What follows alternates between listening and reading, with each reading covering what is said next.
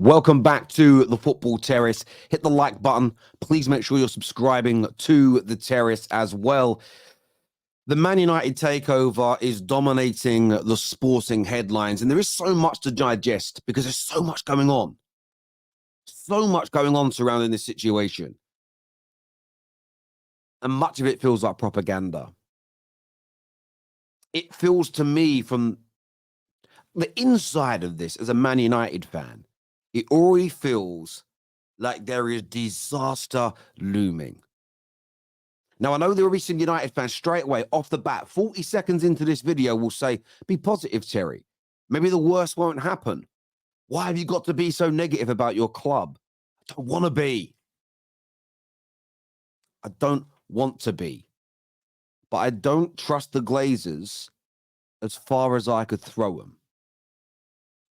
And you've got to read multiple articles. You've got to digest what's being said. And then you look at where problems at Man United lie. And if these problems get resolved, then it can work. You don't need, by the way, owners as rich as the Qataris. You need people that want to make you the best football team in the world, that create an environment where everybody pulls in the right direction. And maybe Sir Jim can do that. His track record at Nice says otherwise. But maybe he can do it at Man United. And I'm going to delve into this, and there's lots of things to go through here. So stick with us. Rivals especially, listen, because you'll embarrass yourselves later on down the line because you don't pick up the facts when it comes to talking about Man United ever. So there's some positive stuff that's being spun today, which Man United fans will be excited about hearing. And this includes Ineos will explore expanding Old Trafford to a 90-seater stadium, fixing all of its problems.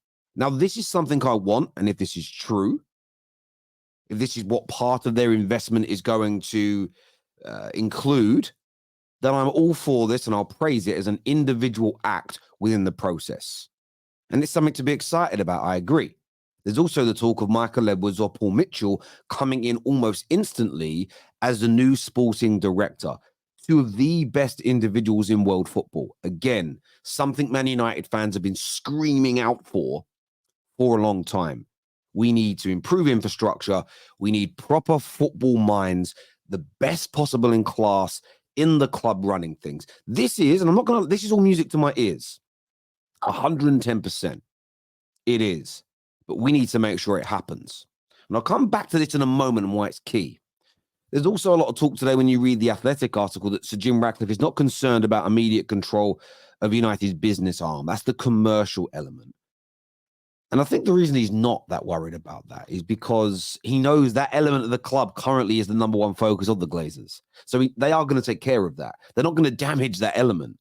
That's the crazy thing here. They only care about that. So let them run it. I've said it for years. You actually have good football people running Man United. The commercial arm will fund you enough money to be able to make that work to a degree.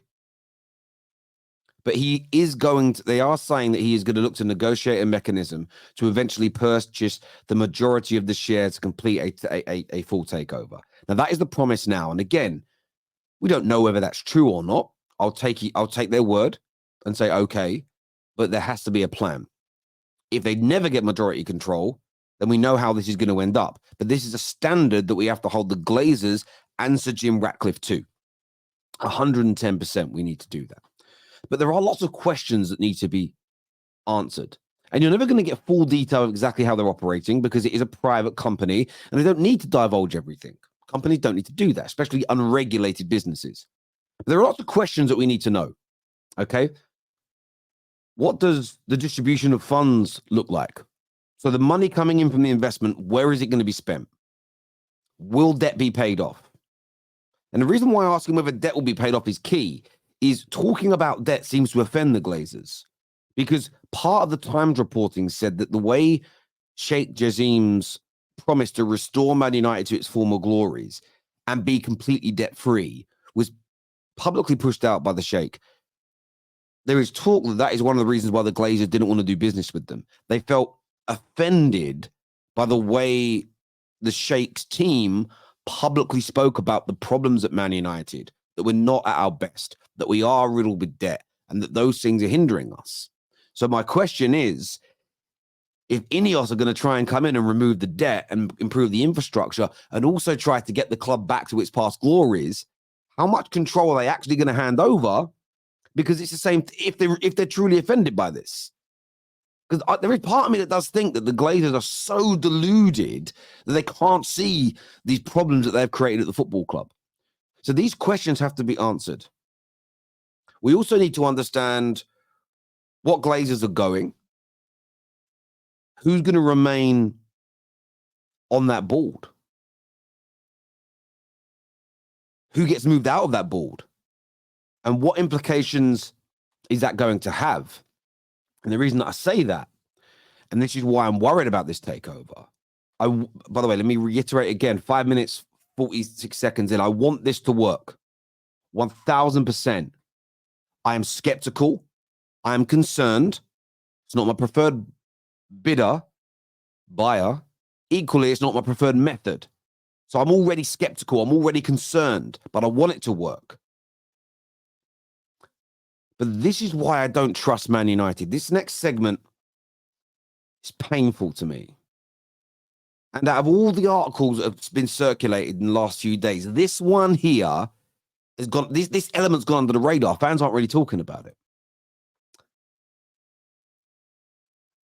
Those on Sheikh Jassim's side believe Man United have just blown any chance to narrow the gap on Man City. And that is talking about senior management, board members at the club who wanted the Qatari ownership to happen. They believe this was the final chance of Manchester United getting back to its past glories. And now it's not happening. Finished. That's a fair opinion to have. A lot of fans share it.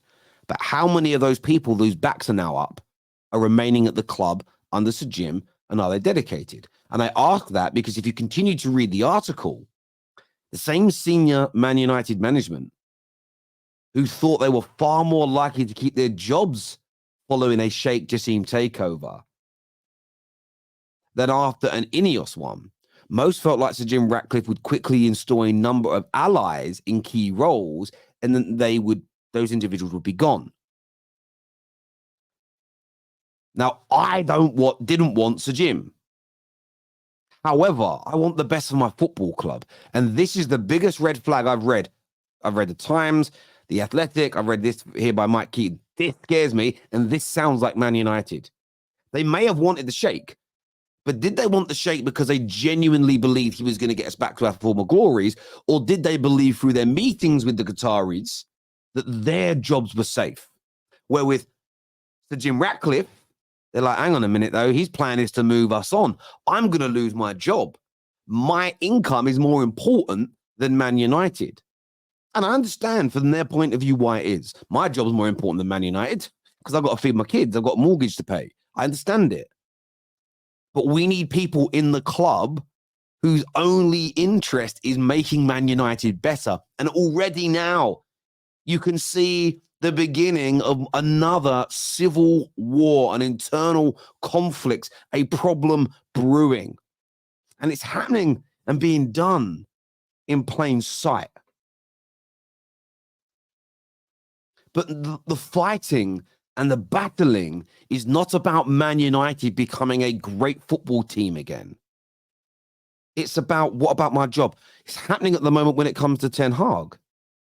The recruitment team are leaking information because they are being overlooked. They are worried about losing their job, especially if Ten Hag's signings over the course of time work versus theirs.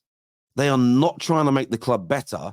They are trying to keep their jobs. And how do you know this? By the way they leak information. You don't have to agree with your colleagues or your boss or your staff all the time.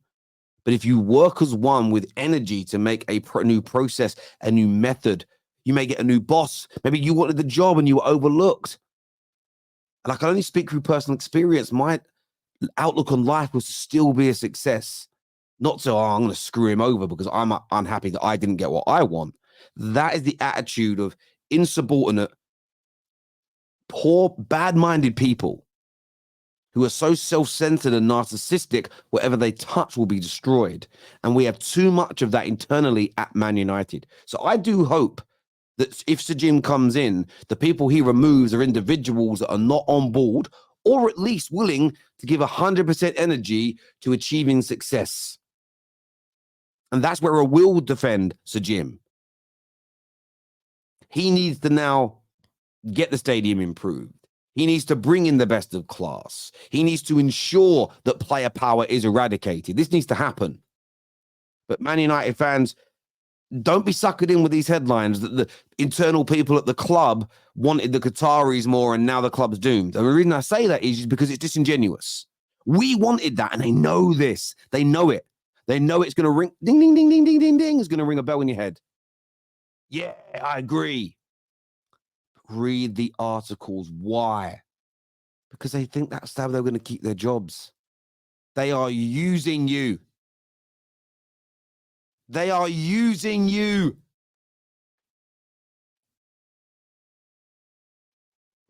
Other questions that they need to go through. How does this impact the stock market?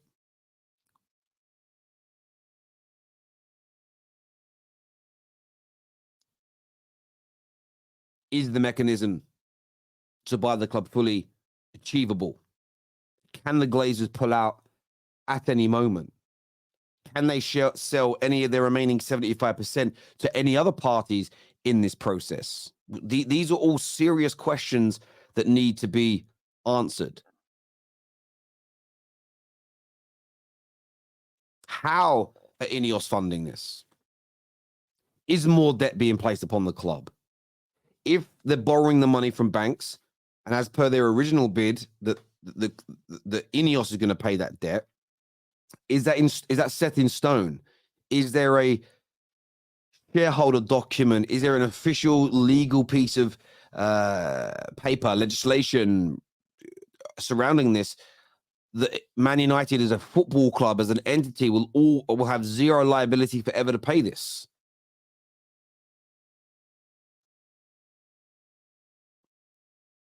What's going to happen to the training facilities? There's many, many questions that need to be answered. And I understand they're not going to give full, intricate detail out.